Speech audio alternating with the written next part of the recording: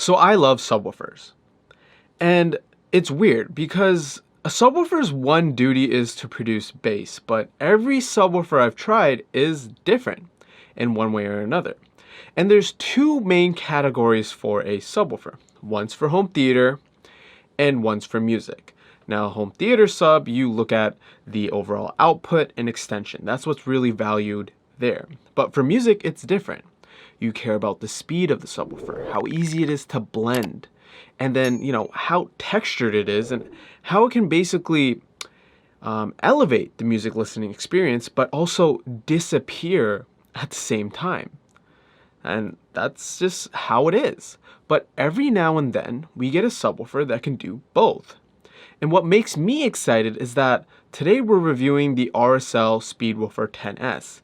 And this is a subwoofer that only costs $399 USD. And RSL Labs or Roger Sound Labs is a direct-to-consumer company that sells subwoofers directly to you. There's no dealer, there's no distribution, and they have a very good value proposition here. So the way I actually found out about this subwoofer was through you guys. So as we were doing subwoofer reviews of, let's say, like the REL HT1003 or even the KC62 and some of the other comparisons that we've done, a few of you guys have been commenting in the video to review the Speedwoofer 10S. So I reached out to RSL Labs and they gladly sent one over for review. So before we get into the nitty-gritty, let's talk about the specs and what they did different in terms of design. So the actual subwoofer itself is about a 16-inch cube, give or take. And it has a 10-inch woofer. What makes this woofer interesting is that it's a very high excursion woofer. So the actual rubber surround is very thick. And it has a dual magnet design and a cast construction. Then the cabinet itself is a slot port at the bottom, but inside, the way the cabinet is designed is that they have something called their compression guide. And what that allows is essentially, it's almost like a waveguide almost for the back wave of your subwoofer. And it helps the subwoofer not only get better output, but it helps the subwoofer eliminate cabinet resonance and help the woofer sound natural even at those higher output levels, which is very interesting. And then the actual amplifier is 350 watts. It has your regular RCA in, an LFE input, a line out, and then a high level in for those who don't have a dedicated pre-out or subwoofer pre-out in their system, which makes it very easy to integrate this subwoofer into a stereo listening room, essentially, or system. Now that we got that out of the way, what makes this subwoofer special? Well, it's actually in the name. It's a Speedwoofer, so it's fast. So for using it in music, we'll start with music first. I typically use my KEF R400B in my room, and then I also actually purchased the REL HT1003. And those are two subwoofers that I think are just great. One is way higher in price, so the R400B is about $1,600 USD MSRP, which is 4 times the RSL. In fact, the amplifier in that subwoofer started crackling, so I actually sent it in for warranty. And in the meantime, I've been using the RSL Speedwoofer in that place, near field. And typically, I wouldn't use a ported design near field at all, or even for music, because for one, it's not able to really, ported designs in my experience, not this subwoofer, but in my experience, aren't able to really resolve the low nuances of bass, and just the low listening levels performance isn't that great. And sometimes you get these ported subs that are just one note subs, like you just hear a boom, boom, boom on the cheaper end of the spectrum. But this is different. It has really good texture and speed, and more importantly, it was easy to blend and it disappears, even near field, which to me is mind-boggling because that's something that I normally expect from a sealed design and much more higher-end subwoofers in general.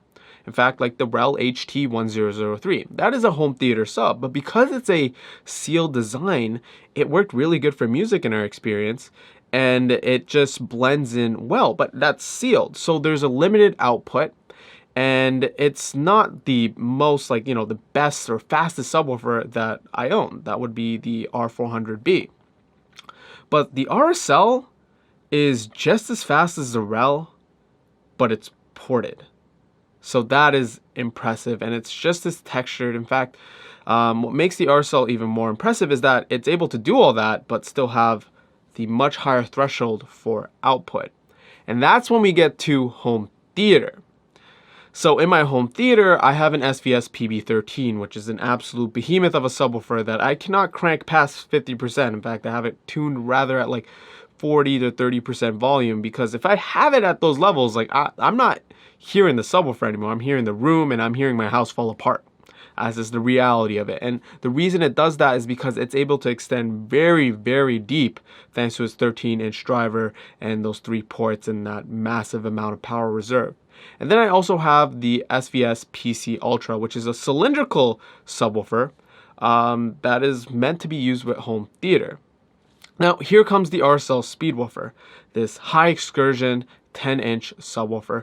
And what really impressed me with this 10-inch subwoofer is its tactile response and its ability to really perform when required. The output is just phenomenal.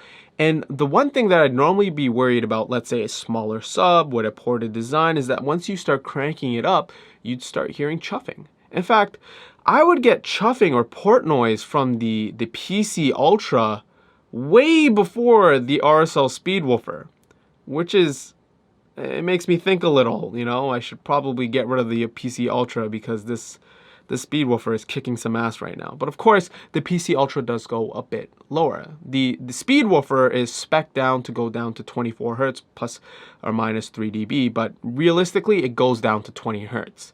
It's not going to do like the sub bass below 20 Hz, but that's fine. Because what this subwoofer does with, you know, from the crossover point of, let's say, 80 Hz to 20, it does well. And when it comes to movies, it's really able to give a good impact. There's some good slam, and it doesn't really lose control at all. In fact, let's say I'm watching a movie and there's like a gunshot. This subwoofer sounds like it's loading up, and when that gunshot goes, you feel it in your chest. Which, yes, I would hear off, let's say, my PB13 Ultra, but not at the same fidelity or impact. And that's also because I can't use that subwoofer at higher volume levels. My house would just crumble. So that's where the RSL Speedwoofer comes clutch. It's able to just really dig in and give you the grunt force of bass without really, you know, shaking your house. It's more tactile, and I love it. It's a really good subwoofer for home theater, and realistically, it's good for most people unless you have a dedicated room that you built from scratch in terms of just wall and house construction. This is the kind of subwoofer that you would want to have in like a home theater where you have a dedicated room, but not something that you built from scratch where, you know, you have the the dampening, or, you know, where your room doesn't resonate on certain frequencies. At that case, yes, you're going DIY or you're getting the biggest woofer you can, but there's something that just can't replace a 10-inch woofer, and that's the speed. So yes, this is incredible.